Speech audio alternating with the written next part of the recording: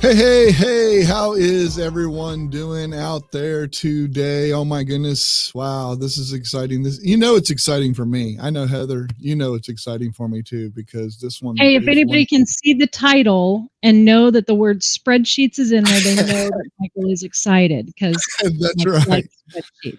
I'm going to get like hashtag. Last week we talked hashtag something about Heather. This week it's hashtag Michael loves spreadsheets.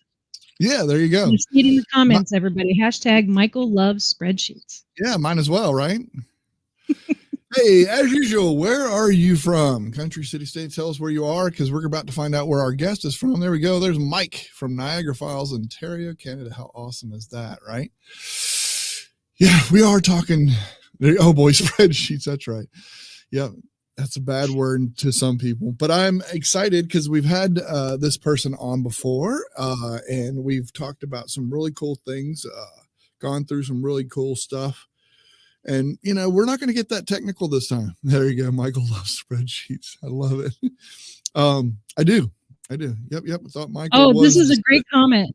This is a great comment to bring up just before you introduce our actual spreadsheet king in the house, right? There you go. There you go. Yeah. Product expert in spreadsheets right here, Ted Juch. Ted, say hello to everyone. Hey, how's it going, everybody? All right. Awesome. Fantastic. I think we have him on. We have him on in the same time every year because pretty close. The first time that I met Ted was not the first time you were on here, but it was the first time I met you, and you showed us how to use templates. One of those templates was March Madness bracket. Yeah. Yeah. Yeah, that was, I think this is maybe my third or fourth time on here, I think. So show me the money. Thanks for having me. Yeah, absolutely. Yeah, no, it's so cool. Now this is good. This is going to be a one that I think that this might relate to people actually liking and wanting, and maybe like spreadsheets a little more. Let's just put it that way. Maybe. I don't know. Everybody was like, oh gosh, here we go. Another tip for spreadsheets. Well, this is what I love about our show and Tinkering with Tech. Before we came in and started the show live, we were in the green room tinkering. We were teaching and showing Ted a couple things with stuff. So that's what I love about it. It's just so much fun. That's one thing I like about being a geek, Ted, and I feel like you're the same way. I mean, in that way. I mean, otherwise you wouldn't be like doing the things you do with a product expert group and all that kind of stuff. Yeah, for sure. Some people sometimes say the spreadsheet people are like the ultimate geeks, and I'm just like, maybe I found my calling that way. I don't know, but yeah, I will admit it. It's cool. Yeah, it's awesome. No, it's great. It's fantastic. It's wonderful. Oh, there we go. Low Country, South Carolina. Hello, Hudson Valley, New York. Hit the like button. Thank you, Letitia. I appreciate that. How awesome. Met her on Christian StreamYard show. Christian that he does on Saturday. She's like a guest host with him, and she's been a fan ever since. I love it. It's awesome. So yeah, good to have everybody. Phil Boyer, always great to have you, my friend. He keeps me up way too late on Friday nights after the game show, but there you go. In Queens, there you go. Snowy and blowy in Idaho. I bet it is. Where are you from there, Phil? Tell us where you're from. No. Ted, tell us where you're from. So I am from St. Louis, Missouri, right here, straight in the middle of the U.S., and it snowed here today. So we've got about 2 to 3 inches of snow on the ground, which we haven't seen in a while. So that's fun. But it's St. Louis. So if you've been here, you'll know that tomorrow it'll be 60 and sunny. But no, probably not. It's been cold here for a while. So it's kind of nice to see the snow at least matches the temperature. But yeah. But I'm not going outside. So if you're going to be that cold, just give us something that looks nice, Right. Yeah, I get it. All right. Well, let's get on with it. Let's get into some spreadsheets. You're going to show us around a little bit. I'm going to put it on screen. Let you let us all take a look and see kind of what you're going to talk about today. All right. Sure. Yeah. So I want to preface this by saying today we're not going to be using the F word. Formulas? No formulas. Formulas. Correct. No formulas. I think we've been pretty heavy in some of the formulas in the past times I've been on here. And so one of the things I do want to talk about is really how do you make your data look pretty and nice? There's some pretty cool things that Google has done with Google Sheets that makes it pretty easy to go from basic, boring looking data to a nice, clean looking data set. So we'll look at some of the, mostly around formatting options is what this will be. And so when I was looking for some, you always need data to do this, right? And it's hard to come up with your own types of data. So, you guys have your Game of Thrones, your thrones. And so we're gonna use some Game of Thrones data that I just found on the internet, and to kind of go through like maybe my thought process of how would I make a new data set that I don't know anything about, a little cleaner and easier to use. How awesome is that? All right, so let's pull that up on screen. I'm gonna get that full screen at first. Okay. All right. So yeah, so what I did was I just found this spreadsheet of the Battle of the Five, War of the Five Kings, I think it was from, and just basically copy and pasted it from the website directly into the spreadsheet. I haven't touched it yet. So kind of the first thing when I'm looking at this is looks like there's more data than I can see, and so I start scrolling, down, and okay, we only got 39 rows here, but what is all this stuff? Now I'm like, I don't remember what this is, and I gotta scroll back up to the top to find it, and then okay, now I remember for 5 seconds. Now I'm back down here, like, wait, is this attacker? What is? Oh it? yeah, So, frustrating. So in Excel, there's so many different ways to do this. There's not very many different ways, but there's different implementations, if you will. I think Google Sheets has done a really easy way, to do this. And so really what I'm doing is I just want to lock this first row so that when I scroll, that row is always there. So I always know what data I'm looking at. So this is pretty easy. What do I want to do? I want to change the view. I want to freeze. I want to freeze one row.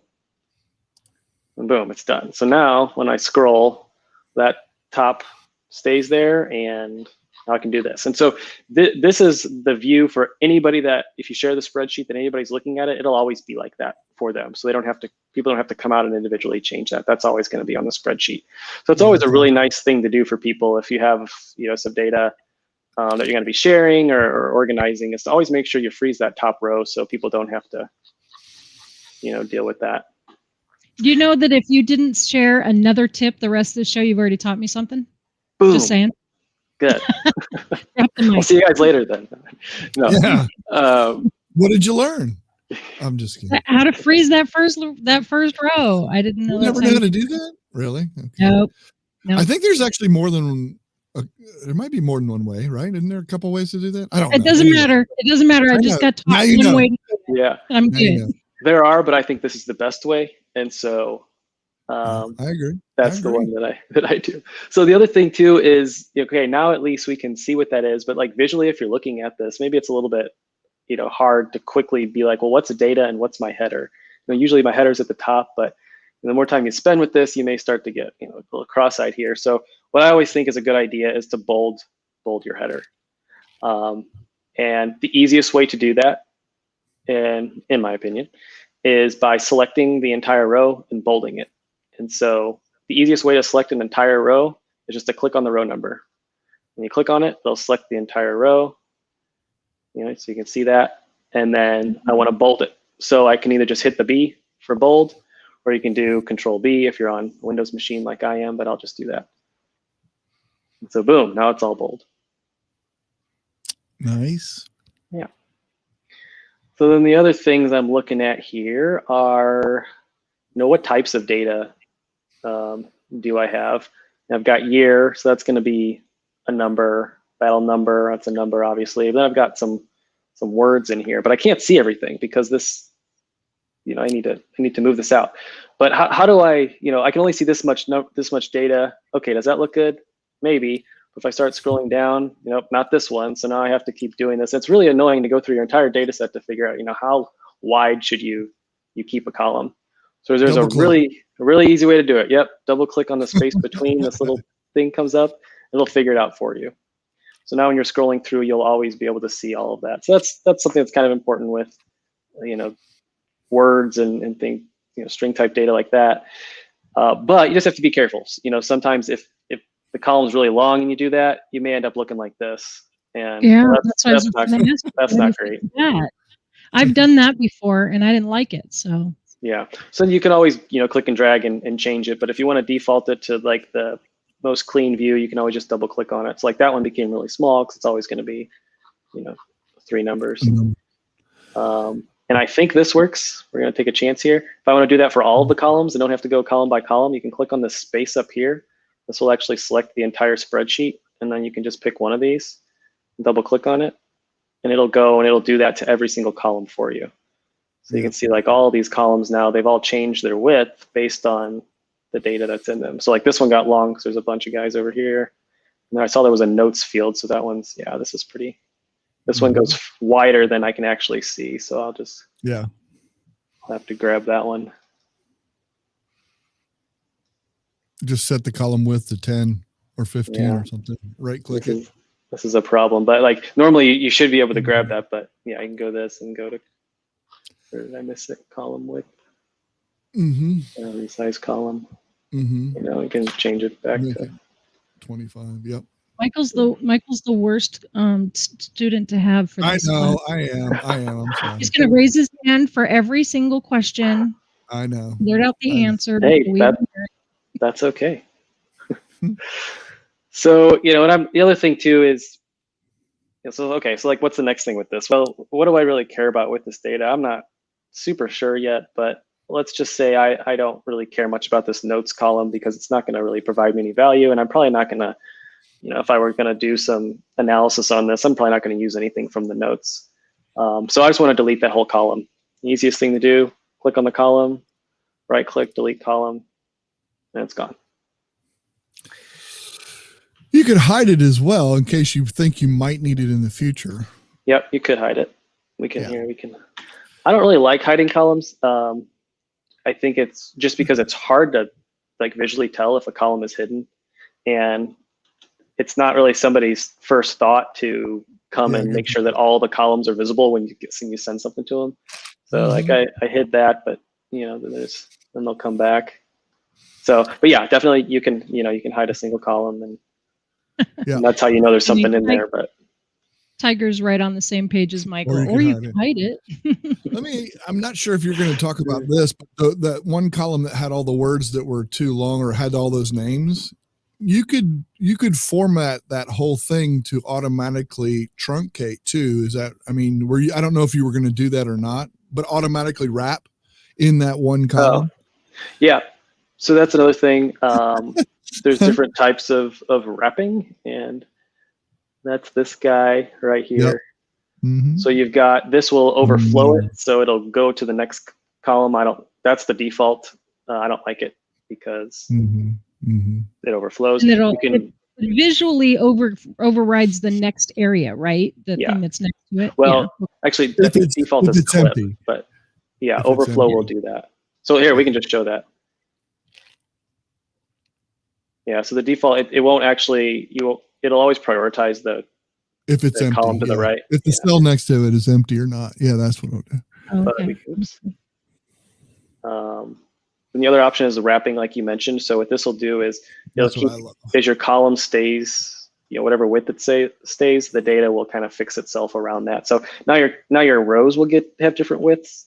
Kind of depends on what you like. I don't like different rows because sometimes you start scrolling through here and you get the same problem you get with the columns. But to each their own. That's why there's all these different options. And then I don't know what that one is. What's this one? Clip. Let's see what clip does. No, clip looks like overflow.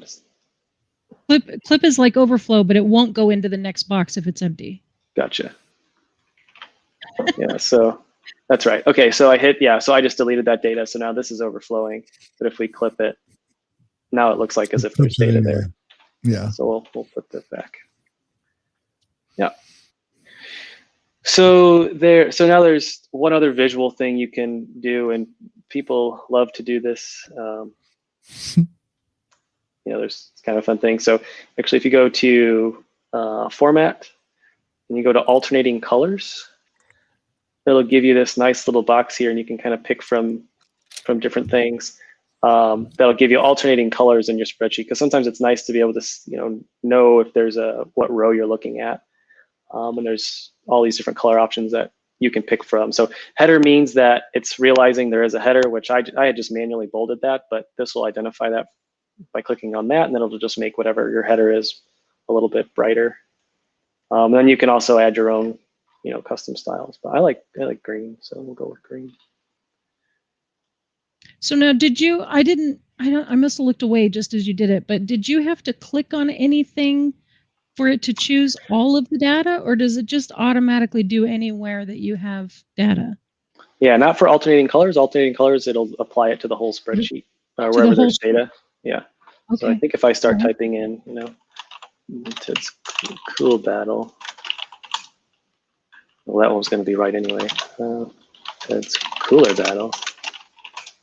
Yeah, so it realizes where data is, and it'll do that for you. Okay, good to know. Looks like it doesn't take it off though. Maybe I get. Yeah, so that's you can also select all the data by clicking in this box here and doing that same thing. But just with that one, it's alternating colors here. It'll just do that to the whole spreadsheet. Awesome. Yeah. So I don't know. I think now this is looking pretty good, and I think I'd kind of be ready to kind of start analyzing it. And if I'm new to spreadsheets and I don't really know, what I want to find from this, at the beginning I may have to start looking at the data and then say, okay, how about who was the attacker king, the most? And now I'd have to go out and figure out, well, I have to write an F word for that, and we're not going to do any F words. So Google tries to make this really easy, and they have this thing called Explore. And so what Google's AI does, and based on the content of your spreadsheet, it'll suggest some things for you. So if you click on this button down here, and it only really works if you have to have your data, obviously, in the spreadsheet. It won't really do anything if there's nothing in your spreadsheet. So it kind of waits for stuff. But you can actually ask it questions. I could, and it gives you some idea. So I could maybe say, let's see, hold on, there was a good one over here. I think we had like attacking sizes. So we could be like, well, who had the biggest army? Where was that? Attacker size. So we could type in, what is the largest attacker size? See what it says. Top attacker size was 100,000. Ooh. Wow. So now when you typed in attacker size, you were sure to type it exactly the way it is in the header row, right? Yep. And I think it was helping me as yeah. So that it still works, but okay, cool. I was writing that. So it's also suggesting, well, if I'm interested in defender size, what is the largest defender size? And I love that Explore button. It's so cool. Yeah, so you can I think that's kind of a cool thing. If you can just ask it normal natural language questions, and it'll give you answers to it if you just need like a quick thing. But it also does, and we'll get rid of this for now. That and the filter, I use those all the time. I love it. Love it. But it also will do things like you can create pivot tables for you. So if you want to count, whatever this field is names, and it can say count of attacker king. So this was what we were interested in before. It looks like Joffrey has 14 here. Figures. Yep, figures. Figures, old Joffrey. Yeah, so you got a pie chart. Could you imagine if there's somebody in the audience who's like, what is all this Game of Thrones stuff? So yeah, we'll show them, Heather, won't we? We'll show them. This is what it's all about right here. And if Ted had a green screen, he would show you too. So there we go. All right. But the cool thing about this too is you can say I can just click and drag this into my spreadsheet, which is kind of neat. So if you're trying to make like a dashboard or something, you don't have to think about how do I go out and create all these charts and stuff. They just kind of come out here and suggest things for you. So that's what I kind of suggest to people when you get, if you have some data you're trying to do something with, you don't know where to start, click on that Explore button, see what Google suggests, for you. And sometimes 90% of the stuff you can get there. Yeah, exactly. But like you said, I mean, there's definitely, you can type in some stuff yourself, which is kind of cool that you can do that, you know? Yeah. And I found sometimes like nothing. I mean, it's, you'll get, Yeah. you'll get nothing. They're like, okay, well, maybe not. Yeah. And, you know, it's their AI around there. So they're also looking at the context of the data. So some, you know, it's probably going to be better with like financial data and things that it's seen, True. you know, before, but like, I wonder how often it's seen, you know, Game of Thrones data to try to figure out the context of name that this is, you know, there's, who knows, right? There is that. There is that. It's strange. So, but yeah, there's, you know, there's lots of stuff in Oh here. my gosh, I have to put this up here. It's not about spreadsheets, but those guys should have used that explore feature to help with the last 2 seasons. Yeah. Good point. Good point. Point taken. So some other quick things too that, you know, I like, obviously, I think clicking up here, knowing that you can click up here to select all of your data, like your entire spreadsheet, is a pretty valuable thing. You'll notice right here, the font is empty. And what that means is I copied in the data from the internet, and now there must be different, we can't really tell, but there must be different fonts here. So you always want to make sure your font is the same across your spreadsheet. You can select that, come out here to the fonts, and let's go with Roboto. That's always fun.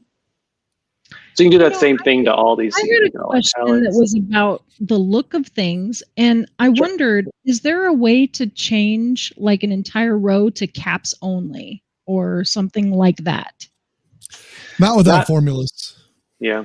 Oh, dear Lord. Sorry. I know. We're not saying without formulas. I know, not without Fs.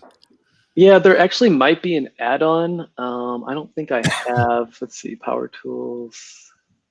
I don't think there is, because I know I've searched for it, and I don't think there is. But I mean, there's a script you can download. There's all that stuff you can do in the background. Yeah. The easiest way to do that, like I would do proper on that first line. I immediately would do proper on every single one of those. So what I would do is I would insert a new line below the line 1, copy 1, and then and in the second column I would just proper put the formula equals proper the cell above it, and then do that all the way across, and then just copy paste that values only up in the title, and then remove row 2. I know. Did you get all that? So I do it a different way. Mike, he said it twice. He didn't just say it, he said it twice. Yeah. Real quick, I want to answer this for Maria. She got here after we started. I'm really bad at spreadsheets. Will I be able to watch from the beginning? 100%. This is totally recorded. You can watch it later. Absolutely. So yeah, so I just did what Michael did, but it did something cool there that I kind of want to go back to. It's kind of some of the fun, you know, Google AI. So there's lots of different things you can do. Lower, which is an F word for making everything lowercase. There's upper, and then there's proper, where proper just capitalizes the first letter, and then everything else, you know, like your name, for example. But if we wanted to do upper name here, I'm gonna write an F word, and we're gonna do that. So as soon as I did that, Google was like, well, you just did that in the first row. It's pretty likely you want to do that for all of this. Is that what you want? And I'm like, oh yeah, I do. And I click that, and so now it just adds all the formulas. I have never done it right, so it's never asked me if I wanted to do that for everything. It's awesome to see that happen. That's a new thing. That's a newer thing too, I think, if I'm not mistaken, right? Yeah. Wow. So it'll do lots, like, you know, every time you're entering something in here, it's trying to figure out what you're doing and if it can help you do it faster. So copying formulas down is just something people do a lot. Saves you a step. But yeah, I guess we did an F word. Well, I don't think we'd get through it anyway without one. I forced you. Well, the question. I was going to say, actually, I presented the question, so I'll take the blame. You got a wow from Maria. Yeah, there you go. I like this from Mike. He says, and then the left hand red, the right foot green. When you were telling him how to do that, that was pretty funny. Anyway. I'm trying to think if there's, how about, okay, conditional formatting. This is something people do wrongly a lot. And what a conditional format means is it's going to conditionally format the cell. So based on some condition you provide, it'll always apply whatever that condition is to that cell. So I think an example of this would be, let's say, I like Rob Stark, and let's say I just want to highlight every time Rob Stark is in this column D here. Oh, yeah, yeah. And we'll make it like yellow. So instead of going through and being like, okay, here's Rob Stark, make that yellow. That's how I would do it. Yeah, it's like, if anyone in the audience is thinking that, then yes, you're right. That's how you do it. Yeah. And here's why you don't want to do it that way, is because next time you write Rob Stark somewhere, you're going to have to remember that, and you're going to have to go manually do it. Where if we just apply that rule to this column, every time you add Rob Stark, it'll be there. So we'll click here. We'll go to format. We'll go to conditional formatting. So apply to range, that's saying, where's this rule going to apply? Well, I'm doing that to this entire column, so that's what that says. The format rule, so this is the condition. What I want to do is text is exactly, because I want to say, hey, I want it to be Rob Stark. That's all I care about. But there's lots of other different options you can do. If it's text and if there's dates or numbers, there's all types of things. Or you can write your own custom formula. But let's just do this. So text is exactly. We'll give the value. I want it to be Rob Stark. And we want it to be, actually, they've got some fun default styles in here too if you want. So let's just do that yellow one. It's kind of hard to see. Let's do this super yellow. And then that's it. So it's kind of giving you a preview of what it's going to do here anyway. So I'll click done, and boom. Now we'll see there's Rob Stark is always yellow. And if I say I added Rob Stark here, it goes yellow. When I get rid of it, it goes away. So that's conditional formatting. And that's how you should do it. Mm-hmm. I like it. That actually wasn't too painful. I might actually switch over to your way then. Yeah. Now I want to know, like in column A, you have all of these battles and things, and as you're moving across, kind of the same as you did with that first row that you froze on top, you can't really tell which battle you're talking about as you move across the sheet. Can you also freeze that first row, that first column? I'm sorry. Yes, you can. So if we go to view, freeze, columns are down here. So we can do one column, and now it's all frozen like that. So as I scroll. Oh, okay. So, yeah. Gotcha. Okay. Mike says to the way you did it versus the way that I would have done it. That's cooler. Hashtag that's cooler. Sorry. Plus, hashtag, one thing that's nice too, though, is when he adds something. If he added a Rob Stark to D at the bottom of D, then you would see that automatically get highlighted no matter where it is, because he has to spell it right. I know. But that was a great demonstration of how exact spelling matters. Mm-hmm. Yes. So we'll show that seemed to resonate with some folks. So let's show a little bit more of that. What if I was interested in the word Stark anywhere in the spreadsheet? Oh, yeah, that would make sense. So I'm going to get rid of, actually, we'll get rid of this one for now. Mm-hmm. So first step is, well, I want to apply it to the entire spreadsheet. So we click on the magic box over here. That'll select everything. We'll go to data, or we'll go to format, conditional formatting. So now my rule is a little bit different. It's not is exactly, because it's not always going to be that. I just want to find Stark anywhere. So this is going to be like text contains. So this is going to say that whatever I provide it, that cell, if it contains the whatever I provide, then we'll do that condition. So we'll do Stark here, and we'll go yellow. Now, before I click done and show the entire spreadsheet, for those who are familiar with Game of Thrones, there is going to be an unexpected result with this. Before I click done, are there any Game of Thrones people who think they know what that unexpected result is going to be? I know. Michael. I know. There's more than one Stark. There's a brother or a sister or whatever. So you're going to get any Stark. You're not going to just get Rob. Yeah, but we're talking about battles here, so. So you want to do more than one thing. Is that what you're saying? So I'm saying, so our original goal was to identify anytime Stark appeared here. So there could be, it could be any of the Starks really is maybe what our goal was, not just Rob, but any of them.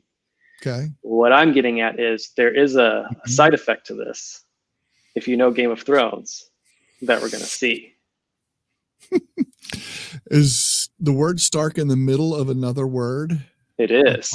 Part of another word? There is another family in the Game of Thrones world with Stark in it. Aha.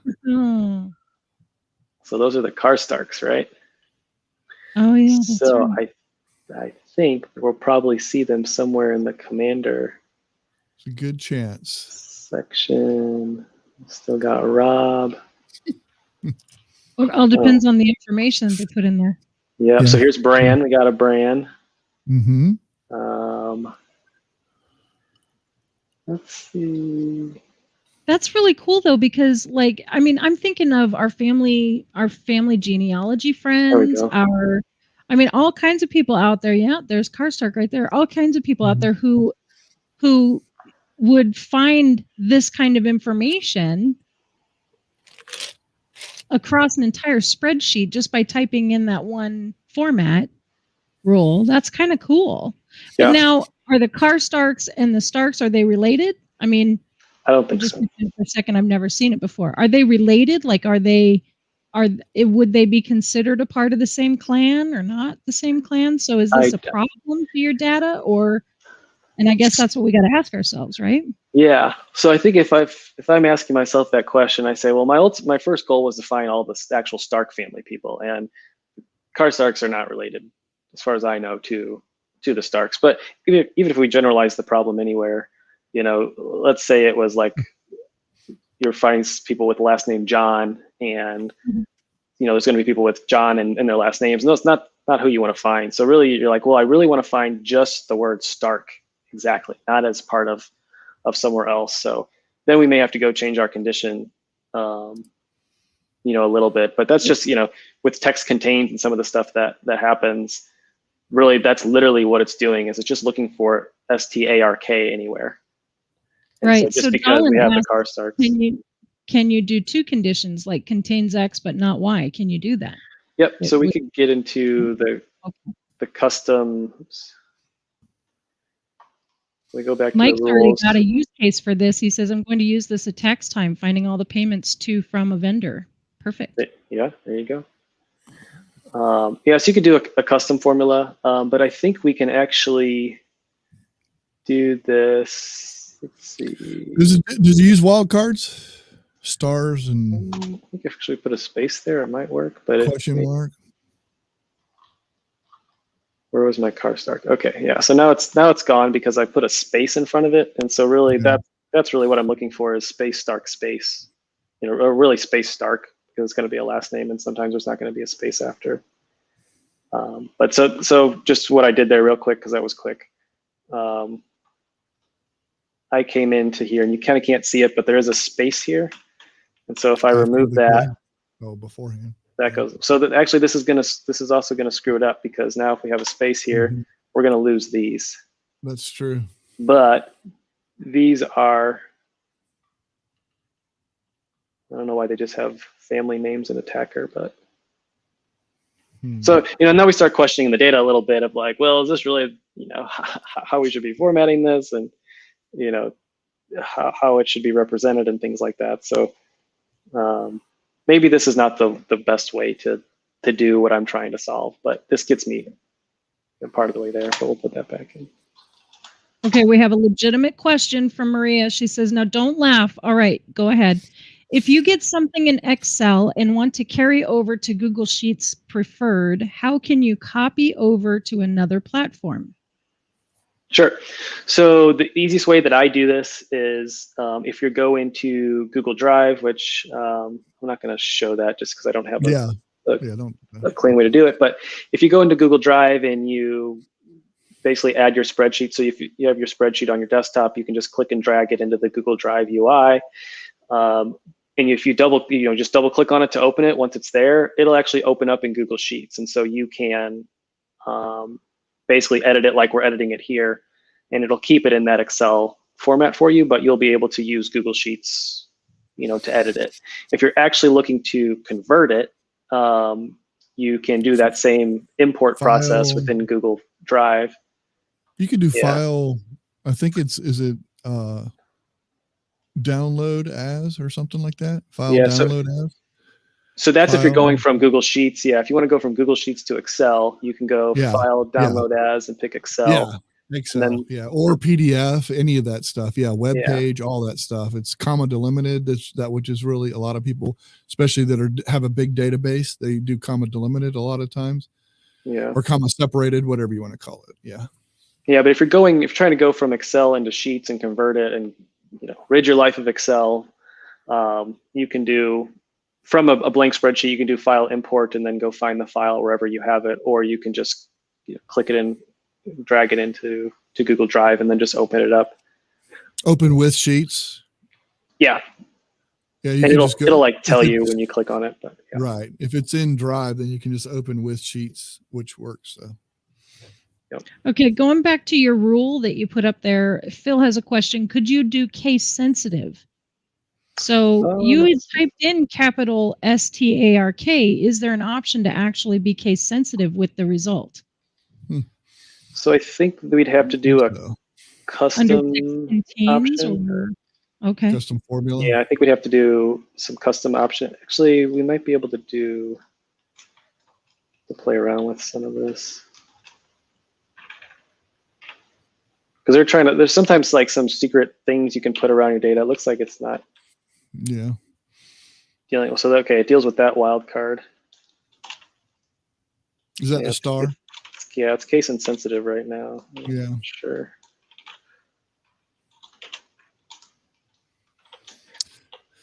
So I love this tinkering live on screen. I know. Yeah, so we probably have to write a custom formula, and we'll probably do. Oh, you said the word. You said the word. I was not the only one. So that one seems to. Show me the money. Show me the money. There you go. Yeah, I'm not sure. I love it when we do stump the PE.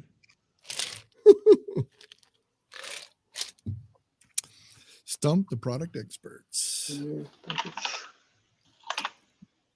He's not going to leave until it's done, though. He's going to figure this out. I do see that. Yeah. I don't know, but shameless plug for the Google Help forums. That would be an excellent question for the Google Help forums, where another PE may be able to more quickly answer that question for you. There you go. Which is staffed 24/7 by volunteers like myself. That's right. That's right. Maria said she appreciated that, so that was good. Very cool. Very cool. What I really liked about this was, and I think both you and Michael share this very well, is that there are more than one way to do things with Google Sheets too. So it's not like this is the only way to do this particular function. And I really, really like that.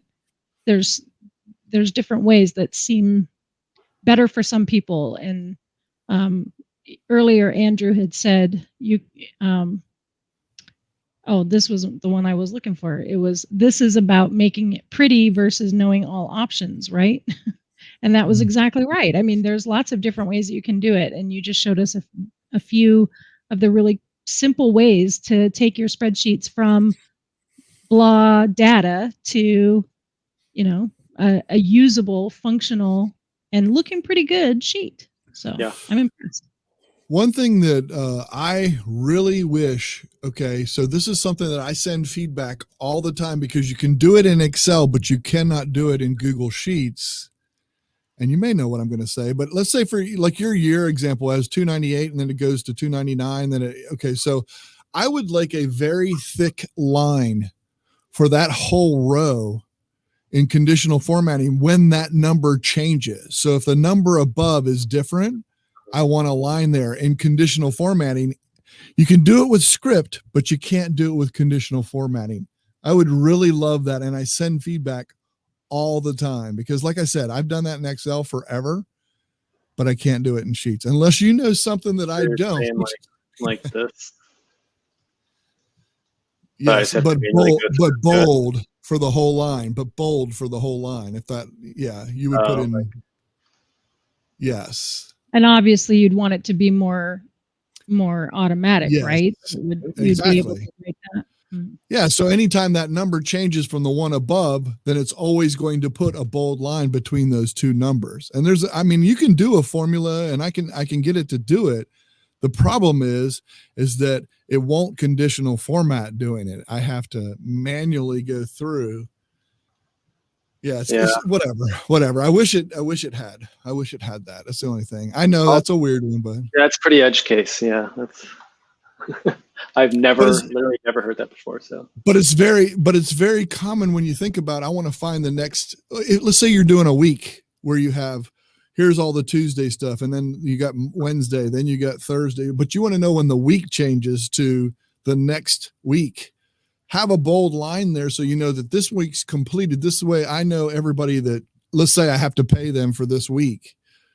Then the next week, here's the way I'm going to pay them, because where the line stops, I can visually start and stop quickly. That's all I was making a point. You could color code it. You bring up another point too, or I mean, that leads me to a spreadsheet that you recently put together for our community, which had to do with when people went live, and we fill out a form and we let you audit all the information automatically goes into this form that you did. And this would be one of those times, right, where you would have that line separating the dates or the days of the week, I guess. I can see that being valuable. Yeah, absolutely. Absolutely. For sure. Mike says edge case equals weird. Yeah. Yeah. All they have is like underline and all that and bold and colors, but they need to have one more that has the lines. Interesting. Yeah. So send feedback. But I think there's kind of a way. I'm thinking through this, but you'd have to use underline. And you'd have to have a conditional formula to check the value above where it is. And if it changes, then do an underline. But then you're just going to underline the text, not the cell. True. So True. Different. Yeah. Yeah, that's true. But that's not what you're looking for. So. No, but I mean, it is a rough draft around though. So yeah. All right, everybody get out there and send feedback. You have no idea what you're sending feedback on, because I just blew the mind of everybody. You just want the line format instead of a color format, basically, is what you're doing, or border or whatever, I guess. It's interesting to hear what Michael prefers to see in remember, Michael loves hashtag Michael loves spreadsheets. Yeah. I almost messed that all up. Anyway, but yeah, I think that's pretty cool. Could you ask it to color rather than underline? And I think the answer is yes, Jolin. That's what they were saying. You can definitely color, but that's not what he wanted to do. Yeah, no, and that makes sense, Jolin, because that's what I do now. Because what I do is I have colors for each day. So let's say green. If this value is this date, then all of them are green. And then if it's this day, it's yellow. And if it's this one, it's pink. And if it's this one, the only thing I would have to do is I have to remember what Saturday is. Whatever color Saturday is, I know Sunday's the next one. I just have to remember that color. I'm just saying visually it'd be really kind of nice to be able to have. I mean, that's what I'm doing now as a workaround, but it's kind of a pain. It would be really nice to have that have that border. Just have that border start and stop. And I'm just using the date, for example. You may have something that you have part numbers and you have you use to sell the same part, but you only sell 5 products, but you want to be able to separate those when that part changes or whatever it is. I mean, I think it would be a really good tool. A major transition of some kind. You want it to be visual. Yeah. Correct. Yeah. Well, an example, you made a good example in the community when I did that form. Yep. Yeah. Digger Doug asks, can you strike through in a different color than the font? Oh, that's a good question. I've never seen that before. I don't think so. I think it's going to be whatever. You can try it, but I'm pretty sure the strike through stays the same based on the font color. Actually, we're going to get rid of Joffrey. I can't stand Joffrey. Yes. Excellent choice. Let's go. Text contains Joffrey. I think Diane's going to send in feedback for you. She says, I like that line idea. It could be used to separate classes versus using color. And I agree. I think yeah. many colors in. Like, I like my spreadsheets to be a little bit more simple. And all the colors kind of catch my eye, and then I forget about the data. So I would prefer lines as well. But Diane, send feedback so that Michael gets his way. You could change the text color to red, like a bright red or something. You could do that on that Joffrey for the I can't. Yeah, but the strike through stays black no matter what I change it to. Oh, so if you change it, okay. So if you change that, really, so you can't change the text color. Go to the text color. Yeah, bright red. Yeah. Choose bright red. So that changes it, right? Oh yeah, there we go. Yeah. I'm colorblind, so the black and the red look the same.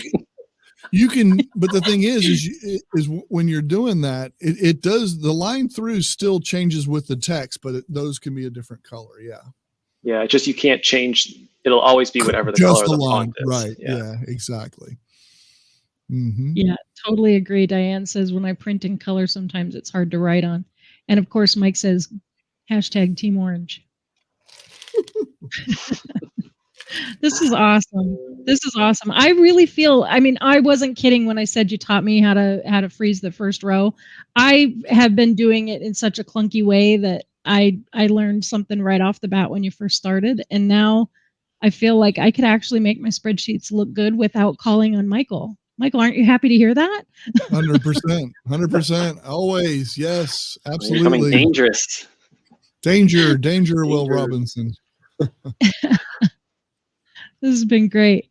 I think the last thing that for me to kind of close this out, if when doing formatting on a spreadsheet and things, I hear a lot of requests like that, Michael, of how do I want to do this one thing and it's very specific to this this certain use case and things like that. And when you're formatting your spreadsheet, sometimes you want to make it, obviously you're the first person that you want to make it work for, right? But if it's like data that you're going to be sharing or other people that are going to be using it, I always tend to focus on, well, how do I make this better for other people that are going to be using it? So like these types of conditional formatting, that's not going to mean anything to anybody else who wasn't a part of this, right? So that might be confusing to somebody. That is true.